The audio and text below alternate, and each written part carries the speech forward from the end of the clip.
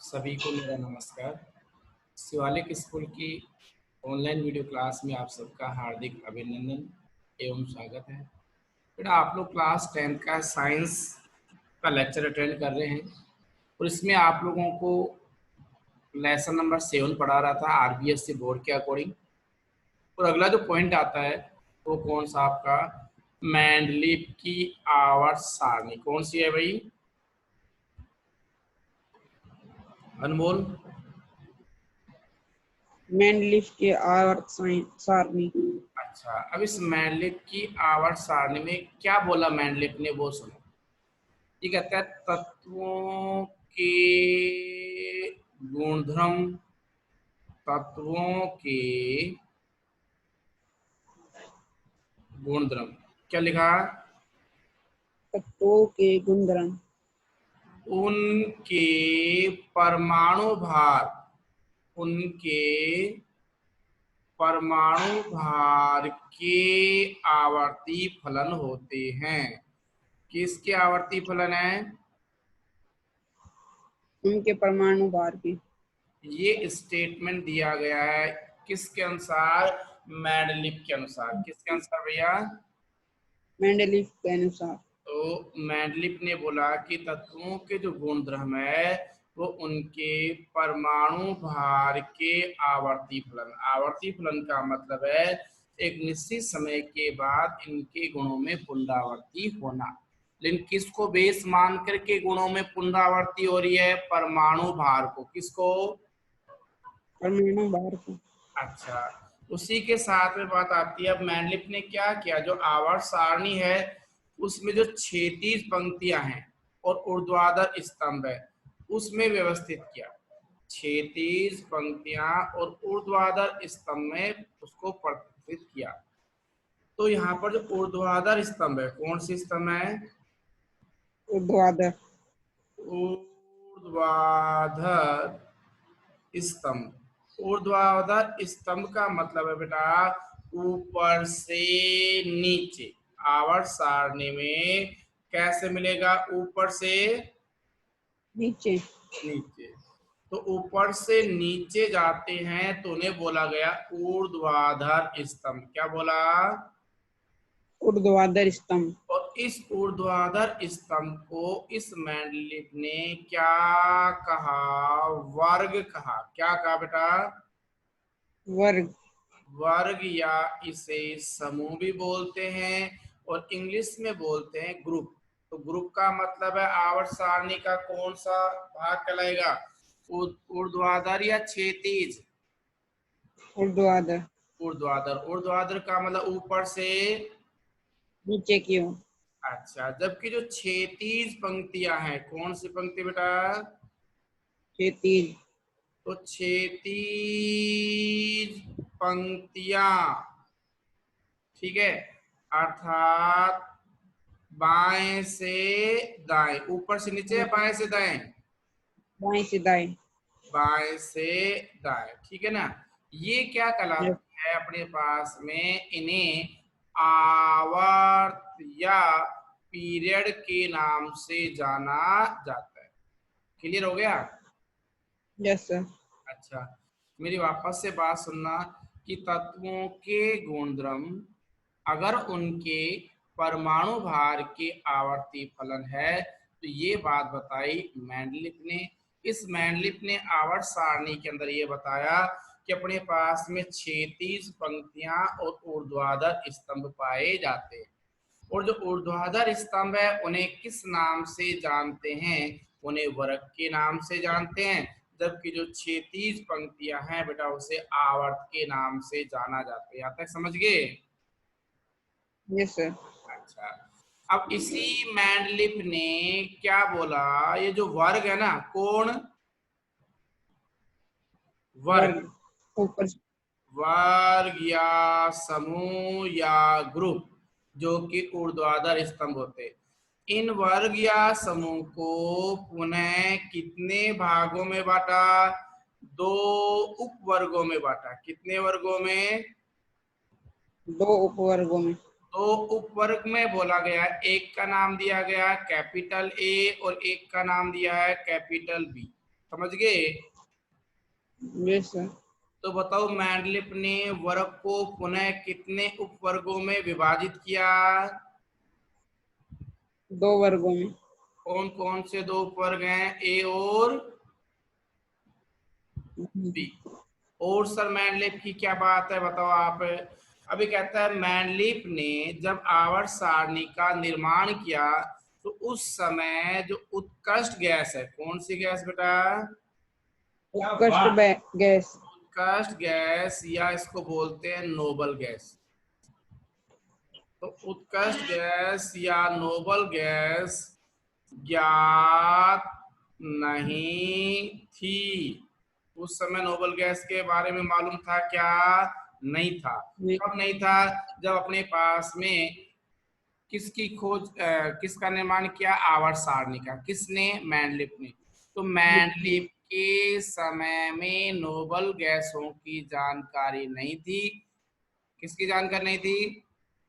Noble gas होगी। अच्छा, उसी के साथ में और आगे बात चलता हूँ, एक कॉमन सा मैंडलिप के अंदर ही क्या, किसने आवर्त, जैसे वर्ग है उस वर्ग को तो कितने भागों में बांट दिया? 2 भागों में बांट दिया ना। जो आवर्त है, आवर्त बराबर, आवर्त का मतलब क्षैतिज पंक्तियां है या ऊर्ध्वाधर है? क्षैतिज। क्षैतिज। तो उसने आवर्त कितने बताए? 6 बताए। कितने बताए? है। किसकी सारणी में? मेनली वो आवर्त सारणी। मैंडलिप की आवर्त सारणी में। समझ गए यहाँ तक? Yes sir. अच्छा, मैं थोड़ा सा और आगे चलता हूँ भैया, ठीक है ना। इस सारणी के अंदर क्या किया गया, इसने एक अच्छी बात और की, क्या कि आगे कौन से तत्व आएंगे उसके बारे में भी इसने प्री प्लान करके बताया। आवर्त सारणी में, मैंडलिप की आवर्त सारणी में कुछ स्थान खाली छोड़े गए। क्या बोल रहा हूँ? कुछ स्थान खाली छोड़े गए। तो मैंडलिप की आवर्त सारणी में, मैंडलिप की आवर्त सारणी में कुछ स्थान रिक्त छोड़े गए। क्या छोड़ दिए? खाली छोड़ दिए। Yes sir. और और इन आने वाले तत्वों के गुणधर्म में भविष्यवाणी कर दी भैया, यहाँ पर इस प्रकार के तत्व आएंगे जो खाली छोड़ दिए ना उसमें, ठीक है। Yes sir. अच्छा, जैसे उसने क्या बोला, जो खाली छोड़े उस जगह बोला, इसके अनुसार एक का बोरोन, क्या नाम दिया? एक का बोरोन। एक का एल्यूमिनियम, क्या हो गया? एक का एल्यूमिनियम। एक का सिलिकॉन। ये एक का सिलिकॉन। एडवांस में नाम दिए कि भाई एक का बोरोन है, एक का एल्यूमिनियम, एक का सिलिकॉन आएगा। लेकिन बाद में जब इसकी खोज की गई है तो अपने पास में कहता है कि एक का जो बोरोन है उसकी जगह तो कौन आया? स्कैंडियम आया। कौन आया? स्कैंडियम। उसी के साथ एक का एल्यूमिनियम की जगह बेटा कौन आया? गैलियम। और एक का सिलिकॉन की जगह है आपका जर्मेनियम। इस प्रकार से यहाँ पर ये कहानी किसकी थी? मैंडलिप की आवर्त सारणी। समझ गए? Yes sir. अब अगला पॉइंट आएगा बेटा, मैंडलिप की आवर्त सारणी की कमियां। मैंडलिप की आवर्त सारणी की कमियां या दोष। क्या क्या कमी मैंडलिप की आवर्त सारणी में रही? समझ गए? Yes sir. अच्छा, इसने किसको आधार माना है ये बताना दिखा भैया। परमाणु भार को। तो ये कहता है कि जब तत्वों को व्यवस्थित किया तो परमाणु भार के बढ़ते हुए क्रम में किया। कौन से क्रम में किया? बढ़ते हुए क्रम में। लेकिन कुछ जगह ऐसा देखने को मिला कि परमाणु भार के बढ़ते क्रम की पालना नहीं हो पा रही। तो हमने बोला सबसे पहले एक तो कमी क्या है कि कुछ स्थानों पर, क्या बोल दिया, कुछ स्थानों पर परमाणु भार के कौन से क्रम में? बढ़ते क्रम में। बढ़ते क्रम की पालना हो रही है कि नहीं हो रही है? No sir. नहीं हुई। ठीक है, तो यस इसका सर। मतलब है यहाँ पर ये किसकी क्या कहलाई? कमी कहलाई। ठीक है। Yes sir. अच्छा, इसके अलावा इसने क्या देखा कि कुछ समान गुण वाले जो तत्व हैं, कुछ समान गुण वाले तत्व कहाँ रख दिए? अलग अलग वर्ग में, तथा असमान गुण वाले तत्व कहाँ रख दिए? एक ही वर्ग में आ जाते हैं। तो इसके बारे में भी ये नहीं बता पाया, ऐसा क्यों कर दिया। तीसरी कमी बेटा सभी की कमी है, कहीं भी जाओ ये कमी रहेगी। हाइड्रोजन को एक निश्चित स्थान नहीं दिया गया। हाइड्रोजन को निश्चित स्थान नहीं दिया गया। ठीक है। Yes sir. और बेटा चौथी जो कमी है वो है समस्थानिक को स्थान नहीं दिया गया। समस्थानिक को स्थान नहीं दिया गया। गया। ये चार कमियां। एक तो इन्होंने बोला कि भाई परमाणु भार के बढ़ते क्रम में रखो, लेकिन कई जगह ऐसा देखने को नहीं मिला। एक इन्होंने बोला कि अपने पास में समान गुण वाले तत्व एक ही वर्ग में होने चाहिए, लेकिन ऐसा भी देखने को नहीं मिला। फिर उसने बताया कि अपने पास हाइड्रोजन कहाँ है, नो भाई कहीं रख लो।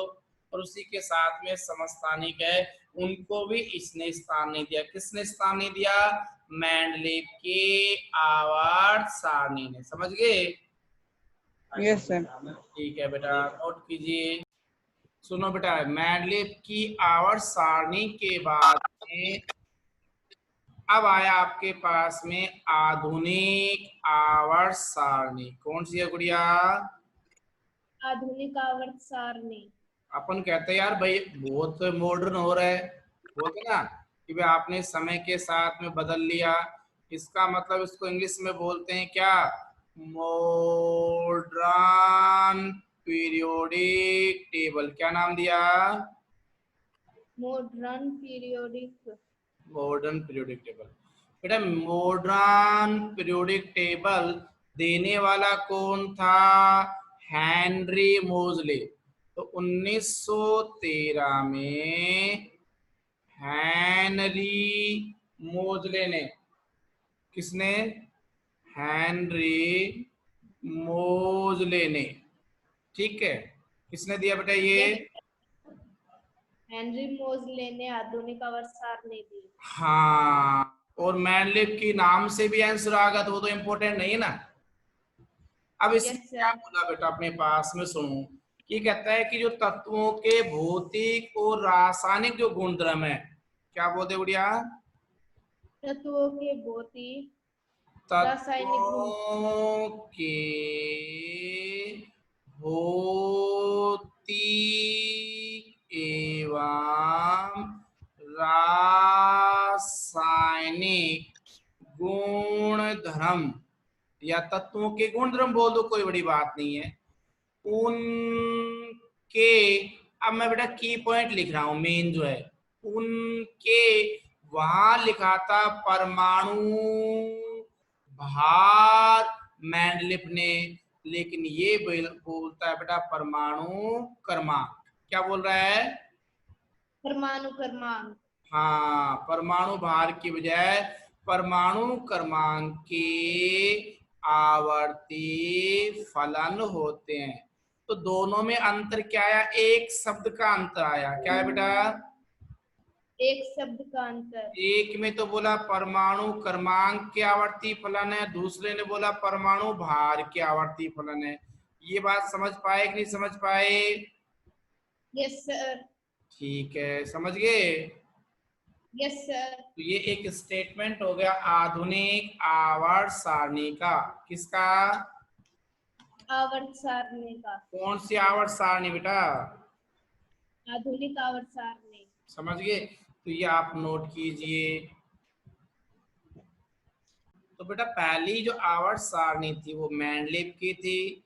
मैंडलिप के बाद में आधुनिक आवर्त सारणी आया। जिन दोनों में केवल एक शब्द का अंतर कर दिया, वो परमाणु भार के आवर्ती फलन है, ये परमाणु क्रमांक के आवर्ती फलन होते हैं। अब इसी के साथ में बात और आगे चलते हैं। तो फिर अपने पास में एक और आवर्त सारणी है जिसका नाम है आवर्त सारणी का दीर्घ रूप। आवर्त सारणी का कौन सा रूप? दीर्घ रूप। दीर्घ या लंबा रूप। ठीक है। Yes sir. आधुनिक आवर्त सारणी का जो दीर्घ रूप है वो देने वाले कौन थे? तीन वैज्ञानिक थे बेटा। बोरबरी, रैंग एवं वार्नर। इन तीन वैज्ञानिकों ने किसको आधार मानते हुए आधुनिक आवर्त सारणी का दीर्घ रूप दिया? तो अपन कहेंगे इलेक्ट्रॉनिक विन्यास को। किसको आधार माना? इलेक्ट्रॉनिक विन्यास तो को। बेटा ये तो मैंडलिप ने किसको आधार माना? परमाणु भार को। परमाणु भार को। और मोजले ने किसको माना? इलेक्ट्रॉनिक विन्यास को। मोजले ने। यस। परमाणु क्रमांकों को आधार मानकर हाँ। इलेक्ट्रॉनिक विन्यास। और आधुनिक आवर्त सारणी का दीर्घ रूप? दीर्घ रूप 3। सर एक बार फिर से बोलना। बेटा सबसे पहले मैंडलिप है, उस मैंडलिप ने किसको आधार माना? मैंडलिप ने परमाणु भार को। अच्छा, और आधुनिक आवर्त सारणी ने? परमाणु क्रमांकों के इलेक्ट्रॉनिक विन्यास को। बेटा बेस केवल परमाणु क्रमांक को। किसको? परमाणु क्रमांक को। हाँ, अब मैं बोल रहा हूं आधुनिक आवर्त सारणी का दीर्घ रूप। आवर्त सारणी का कौन सा रूप? दीर्घ रूप। दीर्घ रूप में किसको आधार माना गया है? इलेक्ट्रॉनिक विन्यास को। किसको? इलेक्ट्रॉनिक विन्यास को। अच्छा, मैं इसका एक बार समरी सी कर देता हूं। लाओ सर। एक थी मैंडेलीव की आवर्त सारणी, एक थी बेटा आधुनिक आवर्त सारणी, एक है बेटा आधुनिक आवर्त सारणी का दीर्घ रूप। ठीक है। इनमें से मैंडलिप की जो आवर्त सारणी है उसको किसने दिया? मैंडलिप ने दिया। किसने दी इसको? मैंडलिप ने। आधुनिक आवर्त सारणी किसने दी? मोजले ने। और इनको किसने दिया? बोरबरी और बोरबरी, रैंग और वार्नर ने। अब बेटा जो मैंडलिप की आवर्त सारणी है वो किस पर आधारित है? परमाणु भार पर। ये किस पर आधारित है? परमाणु क्रमांक पर। परमाणु क्रमांक पर। और ये किस पर आधारित है? इलेक्ट्रॉनिक विन्यास पर। इलेक्ट्रॉनिक विन्यास पर। अब यहाँ से 1 नंबर का क्वेश्चन आधुनिक आवर्त सारणी से ज्यादा पूछा जाता है। कर लोगे? Yes sir. ये लास्ट में मैंने तीनों की समरी बता दी, नोट कीजिए।